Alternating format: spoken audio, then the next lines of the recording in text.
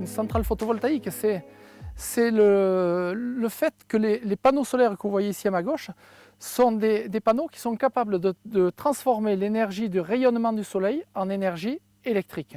C'est assez simple comme fonctionnement, mais on se demande pourquoi on n'y avait pas pensé plus tôt. Hein. Bonjour Vincent. Bien. Ça va, ça va.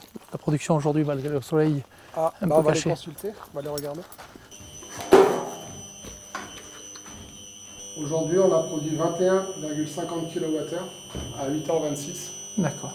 Et depuis la mise en service, on a produit 1,854 GWh. La grande particularité du parc d'Ortafas, c'est que c'est un parc qui a été conçu pour fonctionner en double économie en quelque sorte. L'économie qui est sortie de la vente du courant produit par les panneaux photovoltaïques et l'économie agricole qui n'a pas été lésée par cette installation de panneaux photovoltaïques.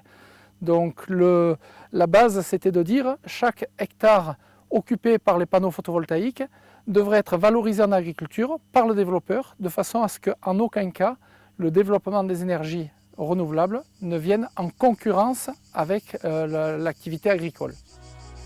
L'agriculteur a gardé son métier d'origine. L'agriculteur n'est pas devenu un vendeur de courant.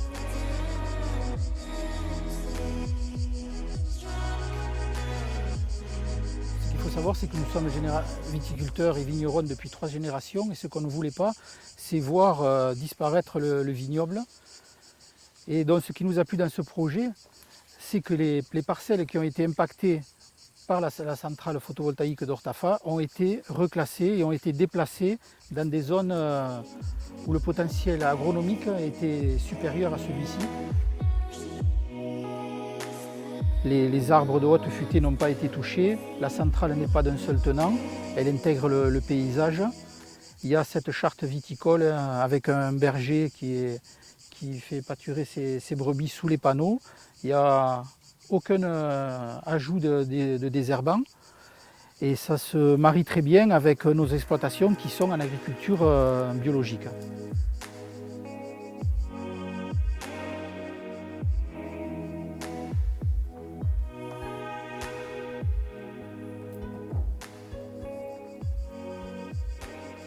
Au niveau de nos administrés, il n'y a eu aucune réticence dès l'instant que nous les avons intégrés dans la construction du projet dès le départ. Donc on peut dire que nous avons construit ce projet avec la population.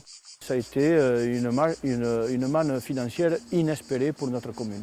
Nous avons eu une donation d'un montant de 1 200 000 € qui nous a permis d'acheter un très grand bâtiment sur une surface de pratiquement 2500 m². C'est source d'emploi. Vous avez une centrale comme celle-là, c'était 250 personnes qui travaillaient pour l'installation de cette centrale. C'est plus de 15 entreprises qui ont travaillé sur cette centrale. Non seulement c'est des énergies renouvelables, donc pas d'émissions de gaz à effet de serre, pas de réchauffement climatique donc, et en plus ça crée de l'emploi. Alors je me demande ce qu'attendent les politiques pour intervenir massivement dans ces énergies.